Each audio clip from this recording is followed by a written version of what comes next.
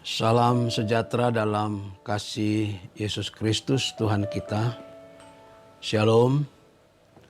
Saudara-saudara, jemaat yang sedang berkumpul di rumah, bahkan dimanapun berada hari ini, saya percaya tidak akan mengurangi rasa sukacita, damai sejahtera, dan berkat Tuhan bagi kita sekalian. Sebab Tuhan Allah kita adalah Tuhan yang maha hadir, omnipresent, dan Dia berkata, di mana ada 2, 3 orang berkumpul atas namaku, di sana pun aku berada.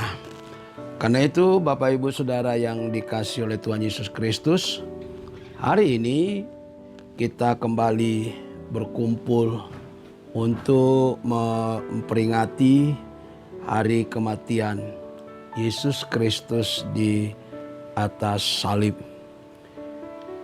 Kematian Kristus yang sungguh luar biasa bagi kita, karena melalui kematian Yesus Kristus kita mendapatkan keselamatan. Karena itulah kita kembali berkumpul untuk mengingat dan memperingati akan penderitaan dan kematian Yesus Kristus di atas kayu salib, atau yang kita kenal yang disebut dengan Via Dolorosa, yaitu jalan penderitaan yang dialami oleh Yesus Kristus Tuhan kita, yaitu kisah Getsemane sampai Golgota, kisah yang sangat keji, penuh derita dan sengsara, dan pada akhirnya Dia menghembuskan napasnya di atas kayu salib. Gereja menyebutnya bahwa kisah Via Dolorosa dan kematian Yesus dengan istilah Jumat Agung. Karena itulah di Jumat Agung ini, di akhir daripada pemberitaan firman Tuhan, kita akan melaksanakan yaitu perjamuan kudus. Karena itu marilah kita siapkan diri kita, siapkan hati kita untuk mendengar dan menyambut firman Tuhan. Namun sebelumnya kita tundukkan kepala, kita berdoa. Mari kita berdoa.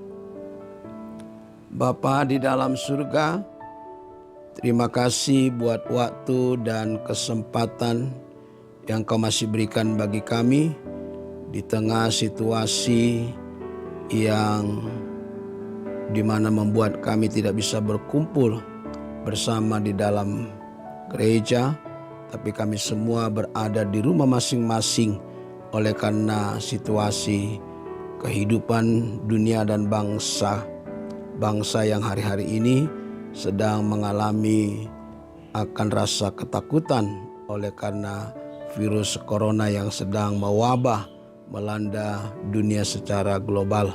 Tapi kami percaya di tengah situasi apapun ya Tuhan, Engkau ada bersama dengan kami. Engkau ada menerangi hati dan pikiran kami, sehingga kami boleh mengerti dan memahami rancangan Tuhan apa yang sedang kami alami hari-hari ini. Berfirmanlah Tuhan, kami sambut di dalam nama Tuhan Yesus, kami berdoa. Amin. Berita firman Tuhan yang akan memberkati kita hari ini diambil dari kitab Lukas pasal yang keempat, 23 maksudnya, ayat 44 sampai ayatnya yang ke-49. Lukas pasal 23 ayat 44 sampai ayatnya yang ke-49 dengan perikop Yesus mati. Demikianlah pembacaan firman Tuhan. Ketika itu hari sudah kira-kira jam 12, lalu kegelapan menutupi seluruh daerah itu sampai jam 3, sebab matahari tidak bersinar dan tabir bait suci terbelah 2. Lalu Yesus berseru dengan suara nyaring, "Ya Bapa, ke dalam tangan-Mu kuserahkan nyawaku." Dan sesudah berkata demikian, ia menyerahkan nyawanya. Ketika kepala pasukan melihat apa yang terjadi, ia memuliakan Allah. Katanya, sungguh orang ini adalah orang benar. Dan sesudah seluruh orang banyak yang datang berkerumun di situ untuk menonton tontonan itu, melihat apa yang terjadi, pulanglah mereka sambil memukul-mukul diri. Semua orang yang mengenal Yesus dari dekat, termasuk perempuan-perempuan yang mengikuti dia dari Galilea, berdiri jauh-jauh dan melihat semuanya itu. Demikianlah pembacaan firman Tuhan. Yang berbahagia ialah mereka yang mendengar serta melakukannya. Saudara-saudara yang dikasihi oleh Tuhan Yesus Kristus, ada 4 fakta peristiwa penting tentang kematian Yesus Kristus di atas kayu salib yang disampaikan atau dipaparkan oleh Lukas dalam pembacaan kita hari ini. Yang pertama ialah kegelapan meliputi seluruh daerah itu dan selama 3 jam. Yang kedua ialah bahwa tabir bait suci terbelah menjadi 2. Poin yang ketiga, Yesus menyerahkan nyawanya atau Yesus mati di atas kayu salib. Dan yang keempat adalah kepala pasukan penyaliban memuliakan Allah di depan umum atau di halayak ramai. Inilah keempat poin fakta tentang peristiwa kematian Yesus di atas kayu salib. Dan untuk itu mari kita perhatikan dengan sesama satu demi satu dari poin-poin yang telah saya sampaikan hari ini. Yang pertama, Lukas memberitahukan kepada kita bahwa dalam peristiwa kematian Yesus Kristus di atas kayu salib ada kegelapan meliputi seluruh daerah itu dari jam 12 sampai jam 15. Apa maksud daripada peristiwa ini? Kegelapan ini. Saudara-saudara yang dikasihi oleh Tuhan Yesus Kristus, tentu kegelapan pada Jumat Agung itu bukanlah suatu fenomena alam yang biasa. Dari siang bolong, dari siang yang terang benderang, tiba-tiba menjadi gelap. Kegelapan meliputi seluruh daerah di mana Yesus dibawa di atas bukit Kalvari atau bukit Golgota. Tentu keadaan ini, suasana pada waktu itu sungguh merupakan suasana yang sangat mencekam. Suasana yang barangkali menakutkan orang banyak karena kegelapan dahsyat yang sedang terjadi selama 3 jam itu. Saudara-saudara, kemungkinan sama dengan kegelapan sebelum Allah menciptakan terang pada kisah penciptaan dalam kitab Kejadian pasal yang pertama. Saudaraku yang dikasihi oleh Tuhan Yesus Kristus, tetapi Lukas ingin menegaskan apa yang sedang terjadi pada waktu itu, di mana bahwa manusia kembali kepada keadaannya semula, yaitu keadaan tanda kutip hidup tanpa Allah, dalam suasana kegelapan yang sangat mencekam, barangkali sangat menakutkan. Saudara, bukankah keadaan kegelapan itu sangat mengerikan? Dan tentu saudaraku tidak akan betah tinggal dan hidup dalam suasana yang tiba-tiba terjadi suatu kegelapan meliputi seluruh daerah.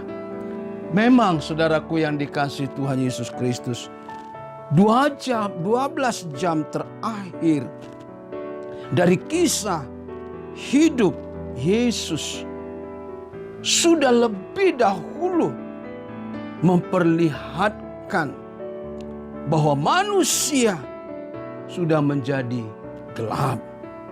Mereka bukan hanya memutarbalikkan kebenaran. Para tokoh-tokoh agama, para penguasa elit politik, dan masyarakat pada umumnya. Saudaraku yang dikasihi Tuhan, mereka bukan hanya memutarbalikkan kebenaran, tetapi berusaha membunuh kebenaran itu sendiri. Makanya tidak heran jika gelap gulita di Golgota pada Jumat Agung tentu memiliki makna yang sangat berarti bagi kita saat ini.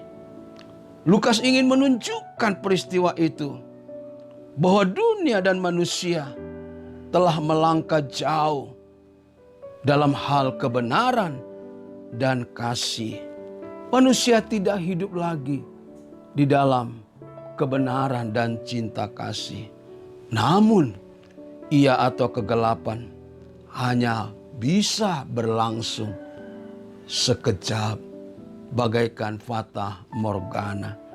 Hanya sebentar, hanya 3 jam, walaupun memang cukup lama. Tetapi saudara-saudaraku yang dikasihi Tuhan, kegelapan itu tidak selamanya. Kegelapan tidak punya masa depan. Pada hari Paskah nanti, di mana Kristus bangkit, saudaraku yang dikasihi Tuhan, maka kegelapan itu akan benar-benar pergi. Kegelapan itu akan sirna. Kegelapan itu akan dikalahkan, takluk pada sang terang dunia, yaitu Yesus Kristus, Anak Allah, Tuhan dan Juru Selamat kita. Terang akan terbit, maka kegelapan itu pun akan sirna. Apa maksud, makna daripada peristiwa ini? Hal ini memberi pembelajaran bagi kita, saudara-saudaraku, pendengar masa kini, sesuatu hal yang penting untuk kita renungkan di Jumat Agung ini, yaitu bahwa kejahatan memang adalah suatu yang ganas.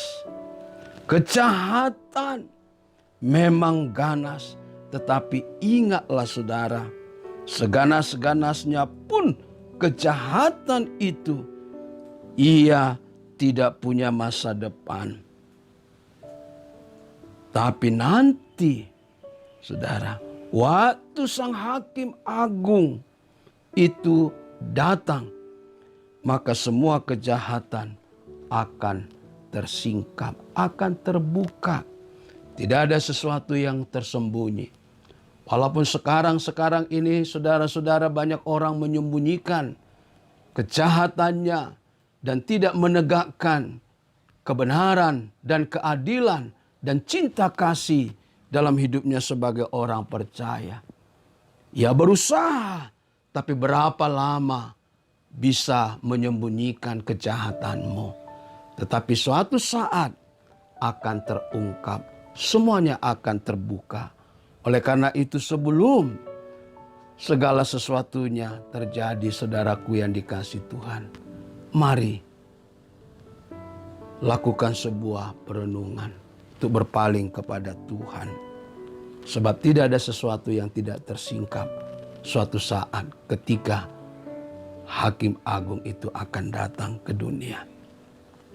Kedua, saudaraku yang dikasihi Tuhan, fakta yang kedua dari peristiwa kematian Yesus Kristus di atas kayu salib, di mana kita menemukan bahwa dalam kitab Matius dan Lukas, di sana ia menceritakan bahwa bukan hanya matahari yang menjadi gelap, tetapi ada juga gempa dunia yang luar biasa, yang sangat dahsyat, di mana bumi gemetar, ketakutan waktu menyaksikan sumber hidup mati ketika Yesus menyerahkan nyawanya kepada Bapanya.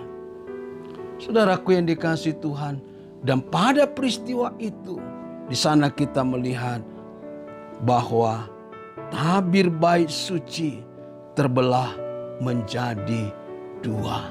Tabir bait suci menjadi dua.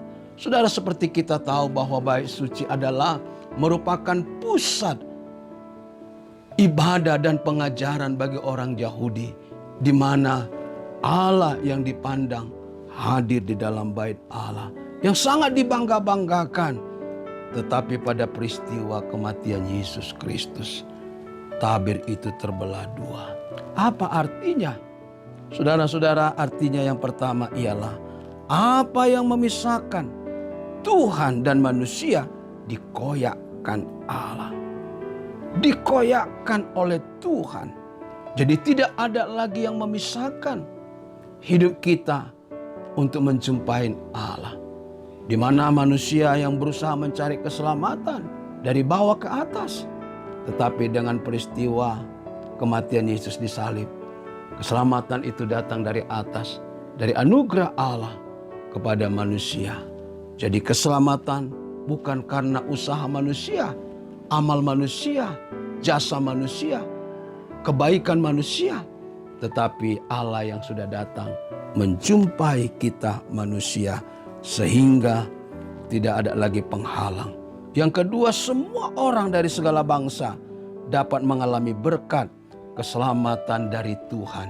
Jadi keselamatan itu, saudaraku yang dikasihi Tuhan, merupakan suatu kesempatan diberikan kepada segala bangsa. Tentu yang membuka hati, membuka diri dan kepada Tuhan. Inilah kabar baik bahwa kematian Yesus Kristus yang ketiga membawa perubahan dan pembaharuan dalam sejarah manusia. Saudaraku yang dikasihi Tuhan Yesus Kristus, inilah makna daripada terjadinya peristiwa tabir bait suci terbelah menjadi dua. Yang ketiga, saudaraku yang dikasihi Tuhan, Yesus mati di atas kayu salib. Saudara-saudara, kematian Yesus di atas kayu salib bukanlah karena keberhasilan iblis yang mencabut nyawa. Sebab iblis tidak punya kuasa, iblis tidak punya otoritas untuk mencabut nyawa. Sebab kematian dan kehidupan itu ada di dalam kuasa, otoritas dan kedaulatan Allah. Jadi kematian Yesus di atas kayu salib, sekali lagi saya katakan, bukan karena keberhasilan iblis yang mencabut nyawanya. Yesus mati di kayu salib juga bukan karena dia tidak memiliki pilihan lain untuk membayar, menyelesaikan hutang-hutang dosa manusia. Saudara, dan yang ketiga, Yesus mati di kayu salib juga bukan karena rekayasa dan keberhasilan skenario para pemimpin agama Yahudi pada waktu itu. Tetapi Yesus mati karena dia dengan kasihnya rela memberikan nyawanya. Inilah kabar baik. Inilah makna daripada Jumat Agung. Pengorbanan kematian Yesus Kristus. Karena dia dengan kasihnya rela memberikan nyawanya bagi kita. Yesus memberikan nyawanya, hidupnya, melunasi seluruh hutang dosa kita, supaya kita yang berdosa tidak lagi binasa, melainkan memperoleh hidup. Karena itulah Alkitab berkata, karena begitu besarlah kasih Allah akan dunia ini, sehingga diberikan anaknya yang tunggal, supaya barang siapa yang percaya kepadanya tidak binasa, melainkan beroleh hidup yang kekal. Karena itu kematian Yesus di atas salib, di atas bukit Golgota, merupakan karya pendamaian antara kita dengan Allah. Sebab ia menggantikan hukuman dan kutukan atas manusia.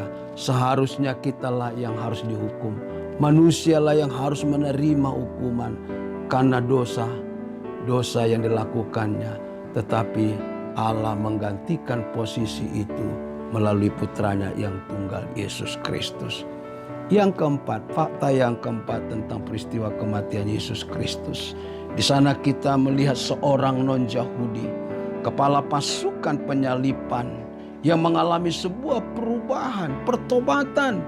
Ia mengucapkan pengakuannya di hadapan halayak ramai, mengucapkan pengakuannya di publik, di depan umum. Dia berkata, sungguh orang ini adalah orang benar. Tidak ada dosa yang begitu berat sehingga menghalang-halangi kuasa Allah atas hidup kita. Saudaraku yang dikasihi Tuhan, apa arti daripada pernyataan kepala pasukan penyalipan Yesus yang diungkapkan oleh Lukas hari ini? Tentu yang pertama, kepala pasukan penyalipan mengalami sebuah anugerah Tuhan. Hatinya dijamah oleh Tuhan untuk mengenal kasih dan kebenaran. Sebab hanya oleh Roh Tuhanlah orang boleh mengakui akan kebenaran yang sesungguhnya, yaitu Yesus Kristus Tuhan kita. Dialah kebenaran. Jadi kepala pasukan penyalipan digerakkan hatinya oleh Allah untuk mengenal kasih dan kebenaran. Yang kedua, dengan pengakuan bahwa Yesus adalah orang benar di depan umum. Artinya ia mengaku diri di depan publik bahwa ia mengakui bahwa tindakannya, perilakunya melakukan perbuatan yang sudah keliru, yang sudah salah. Si penyalip, si kepala pasukan penyalipan, saudaraku, dia tidak berusaha membela dan menutupi kekurangannya, tetapi ia mengaku kekeliruannya dengan terbuka dan jujur di hadapan Tuhan, di hadapan publik, dan berkata, orang ini adalah orang yang benar. Tidak ada kesalahan, dosa pada orang ini. Saudaraku yang dikasihi Tuhan Yesus Kristus, keempat poin penting ini pada peristiwa kematian Yesus disalib yang akan menjadi perenungan bagi kita. Saudara, bagaimana dengan kita sebagai umat Tuhan? Adakah kita juga mengalami sebuah perubahan? Karena itu jadikan Jumat Agung ini merupakan sebuah momentum, kesempatan bagi kita agar kita tidak menutup-nutupi akan segala kelakuan kita, tindakan kita yang salah. Tetapi mari kita menjadi orang yang terbuka dan menerima kasih karunia Tuhan, anugerah Tuhan, keselamatan yang dari Allah melalui anaknya Yesus Kristus Tuhan kita. Jadi jika kita mengerti apa artinya ditikam, ditusuk, dicambuk hingga robek, dipukul hingga tidak berbentuk, dan sama bagaimana Yesus mengalami semua penderitaan itu adalah demi keselamatan saudara dan saya. Supaya kita semua menerima anugerah keselamatan. Saudara, tanpa pengorbanan Kristus, kita semua tidak akan mendapatkan. Jadi pengorbanan Yesus mati membawa pada sebuah pertobatan, perubahan yang sejati di dalam kehidupan kita. Apa artinya pertobatan sejati? Pertobatan sejati ialah ketika kita membuka diri dan menerima Yesus Kristus sebagai Tuhan dan Juru Selamat, dan hidup dalam tuntunan bimbingan menuju kepada rancangan kehendak Tuhan selama-lamanya. Amin. Demikianlah firman Tuhan. Mari kita tundukkan kepala. Bapa di sorga, terima kasih buat firman-Mu yang mengingatkan kami agar kami senantiasa untuk hidup dalam kasih karunia Tuhan, untuk hidup di dalam kebenaran, cinta kasih, dan keadilan.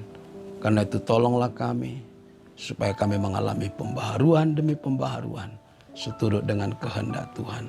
Dalam nama Tuhan Yesus kami berdoa dan bersyukur yang telah menyelamatkan kami. Amin. Bapak Ibu, hari ini kita akan melaksanakan perjamuan kudus. Karena itu mari kita bersama-sama setelah semuanya mendapatkan roti dan anggur, mari kita angkat roti pada tangan kita dan dengarkanlah firman Tuhan yang berkata demikian. Sebab apa yang telah kuteruskan kepadamu telah aku terima dari Tuhan, yaitu bahwa Tuhan Yesus pada malam waktu ia diserahkan mengambil roti, dan sesudah itu ia mengucap syukur atasnya. Ia memecah-mecahkannya dan berkata, inilah tubuhku yang diserahkan bagi kamu. Perbuatlah ini menjadi peringatan akan aku. Apakah saudara percaya bahwa roti di tangan saudara adalah lambang daripada tubuh Yesus Kristus dan persekutuan kita dengan Dia? Mari kita makan bersama-sama dalam nama Tuhan Yesus Kristus.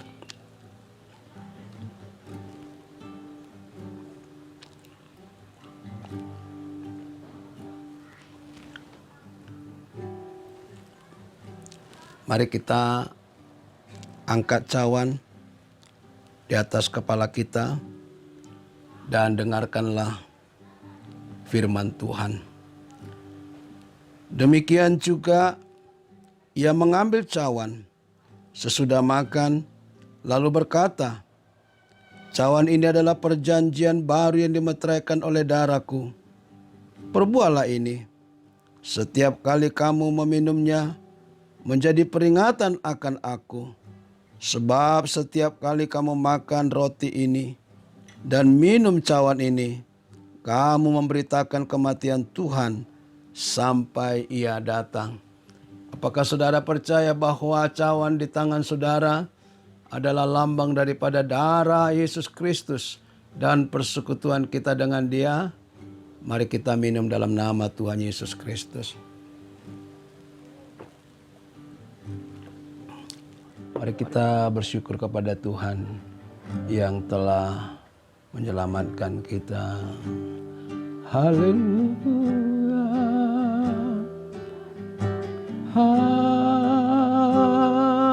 Haleluya. Terima kasih Yesus atas pengorbananmu bagi kami. Terima kasih. Haleluya. Karyamu yang besar tebus dan selamatkan kami. Haleluya. Haleluya. Mari kita bersama-sama mengucap syukur. Kita mau mengucap syukur dan berterima kasih.